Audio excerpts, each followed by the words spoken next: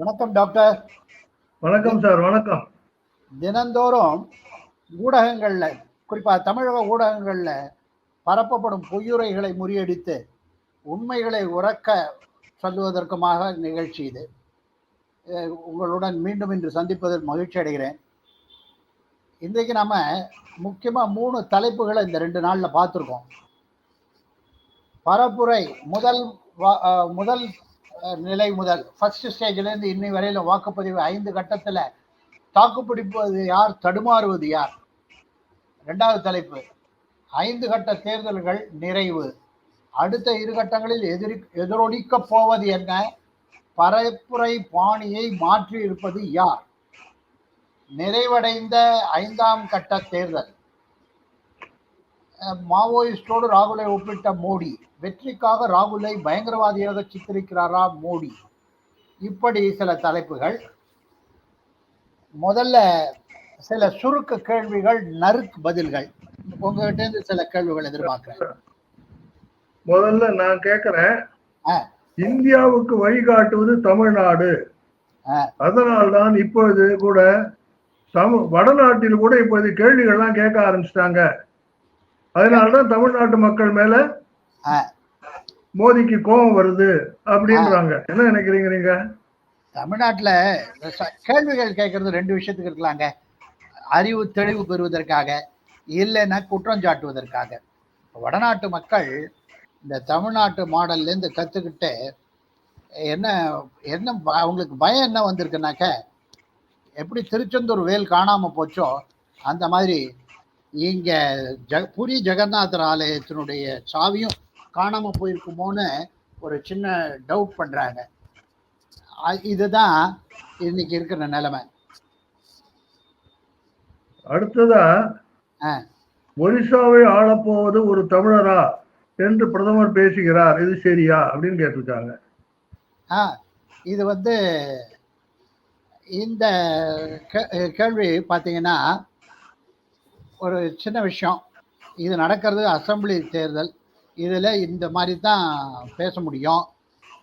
அங்கே உண்மையான பிரச்சனை என்னன்னா, இந்த வி.கே. பாண்டியன்கிறவர் அவர் மனசு வச்சா தான் முதலமைச்சரே சந்திக்க முடியும். அதை தான் சுட்டி காட்டி மக்கள் பேசுவதை அவருக்கு பிரதிபலிச்சிருக்கார், வேற ஒன்றும் இல்லை. அடுத்தது நான் ஒரு சில கேள்விகள், இன்னும் ஒரே ஒரு கேள்வி நீங்க கேளுங்க.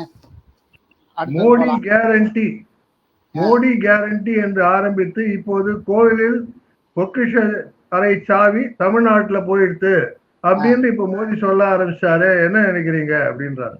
ஆமா, அந்த உள்ளூர்ல இப்ப பிரச்சனை இது ஓடிட்டு இருக்கு, அதை எடுத்து பேசுறாரு. இது மோடிக்கு கைவந்த கலை. தமிழ்நாட்டு ஆர்எஸ்பி பேச்சாளர்களுக்கு இது புரியாது, தெரியவே தெரியாது.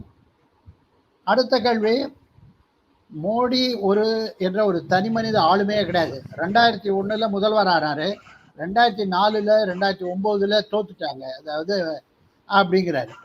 என்ன விஷயம்? மோடி 2001 முதலமைச்சர் ஆனார் குஜராத் என்ற மாநிலத்துக்கு. ஆமா. அதுக்கப்புறம் 2004 2009 பாராளுமன்ற தேர்தல்கள். அதுக்கு இதுக்கு சம்பந்தமே இல்லை. இந்த சம்பந்தம் இல்லாத ஒரு விஷயத்த ஒருத்தர் பேசுறாங்கிறது வேடிக்கையா தான் இருக்கு.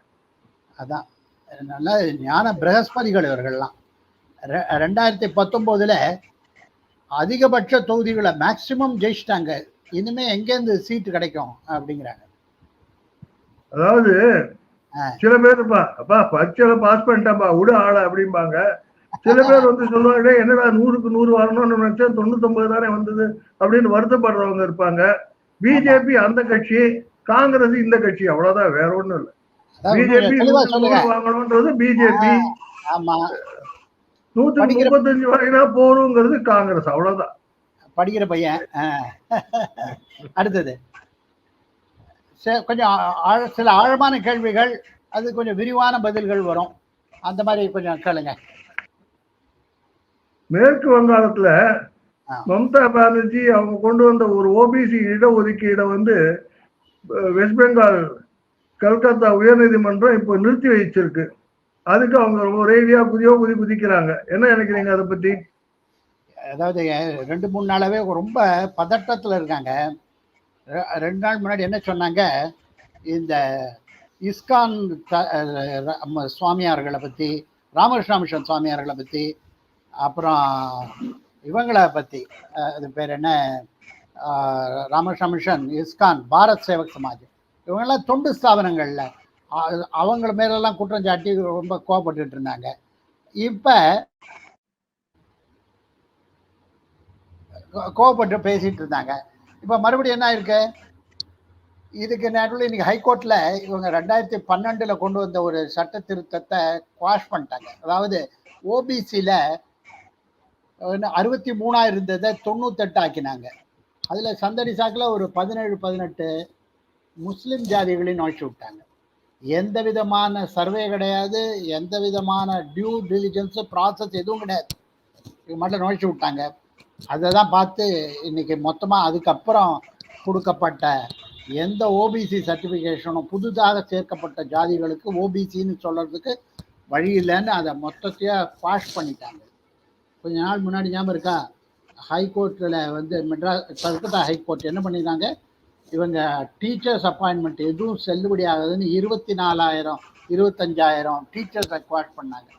அது மாதிரி அடி மேலே அடி விழுறது, இவங்களுக்கு என்ன செய்யறதுன்னு தெரியல, பதட்டத்தில் பேசுகிறாங்க. பாவம் 2000 இப்பயே இவ்வளோ பதட்டப்பட்டாங்கன்னா அதுக்கப்புறம் ஜூன் 4க்கு அப்புறம் என்ன பண்ண போகிறாங்களோ தெரியல. அடுத்த விஷயம், நான் ஒரு கேள்வி கேட்குறேன். 2004 அடுத்தது பிரதமர் ஒடிசாவில் பேசியது பிரிவினை பேச்சு, தமிழர்களை இழிவுபடுத்துகிறார் என்று தமிழக முதல்வர் பேசியுள்ளார். உங்கள் கருத்து என்ன? அதாவது பிரதமர் என்ன பேசினார்னு பார்ப்போம். பிரதமர் என்ன சொன்னார், ஒரு தமிழர் உங்களுக்கு ஆட்சியாளராக வர வேண்டுமா அப்படின்னு கேட்டாரு. ஒரிசா ஒரு ஒரியா மக்கள் இருக்கிற மாநிலம். எப்படி தமிழ்நாடு தமிழருக்கே அப்படின்னு சொல்றாங்களோ அது மாதிரி கர்நாடகா கர்நாடகாவுக்கே அப்படின்லாம் பேசுறாங்களோ அதே மாதிரி ஒரிசால ஒரு ஒரிசா தலைவர் தான் இருக்கணும். இவ்வளவு நாள் ஒரு ஒரியா தலைவர் தானே இருந்திருக்காரு. இப்ப அதை ஏன்பா நீங்க ஒரு தமிழர்கிட்ட விட்டு கொடுக்குறீங்க அப்படின்னு கேட்கிறாரு. அது சரியா சுத்தமான அரசியல் பேச்சு தான் அது. அதுல எந்த விதமான தவறு இருக்கிறதா தெரியல. ரெண்டாவது விஷயம் என்ன அப்படின்னு சொல்றாங்கன்னா, இது மாதிரி அந்த பூரி ஜெகநாத் கோவில் அந்த சாவி வந்து தமிழ்நாட்டுக்கு போய்விட்டது அப்படின்னு சொல்றாரு. தமிழர்கள் எல்லாம் திருடர்னு சொல்றாரு அவரு அப்படின்னு கேட்கிறாரு. இதுல ரொம்ப முக்கியமா பார்க்க வேண்டியது என்னன்னா, இந்த சாவி காணாமல் போய்விட்டது அப்படின்னு 2018லயே சொல்லிட்டாங்க. ஸோ காணாமல் போய்விட்டதுன்னு சொல்லியிருக்காங்க, இது திருடப்பட்டதுன்னு சொல்லவே இல்லை. எங்க வச்சிருக்கேன்னு தெரியல, எடுத்து கொடுப்பா அப்படிங்கறதான் கேள்வி. இப்ப என்ன அப்படின்னு சொன்னா, இந்த சாவி தமிழ்நாட்டுக்கு போய்விட்டது அப்படின்னு சொல்றதுக்கு அர்த்தம் என்ன அப்படின்னு சொன்னாக்கா, இப்போ பூரி ஜெகநாத் கோவில ஃபுல்லா மேனேஜ் பண்ணக்கூடிய கண்ட்ரோல் இப்ப தமிழராகிய வி.கே. பாண்டியன் போயிருக்குன்னு அர்த்தம். அவ்வளவுதான்.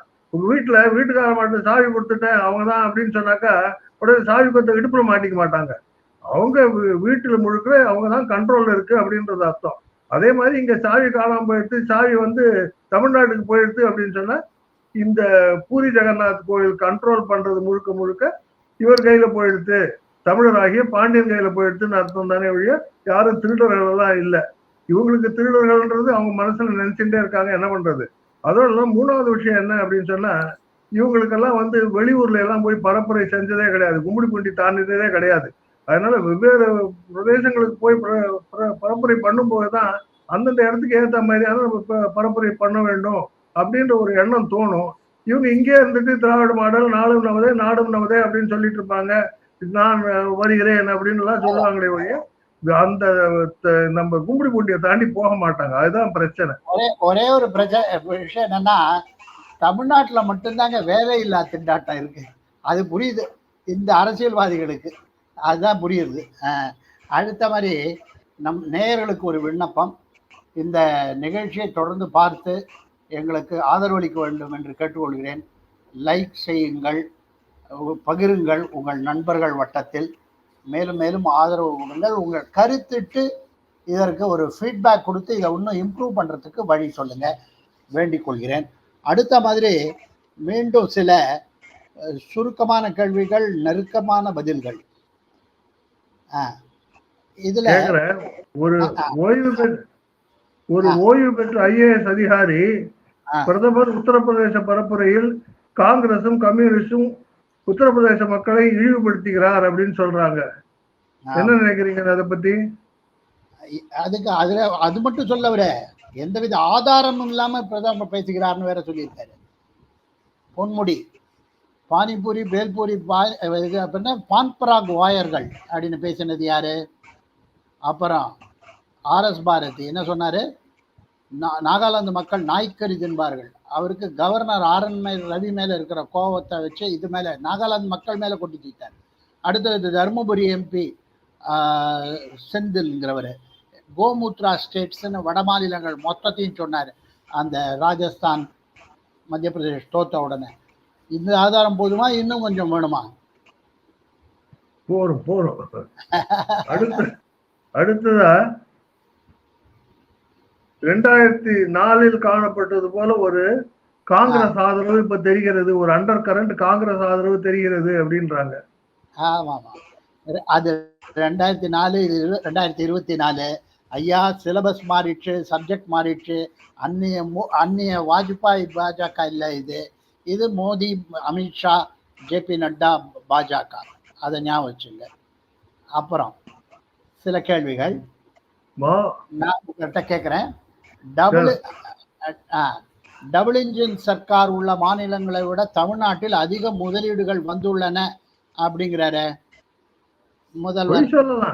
பொய் சொல்லலாம். ஆனா தமிழ்நாட்டுல 6 லட்சம் கோடிக்கு வந்திருக்கு அப்படின்னு சொன்னாக்கா, குஜராத்ல வந்து 15 லட்சம் கோடி வந்திருக்கு, உத்தரப்பிரதேசத்துல 33 லட்சம் கோடி வந்திருக்கு அப்படின்னும் போது அது எப்படி தமிழ்நாட்டுல அதிகமானதா இருக்க முடியும்? சுத்த போய்.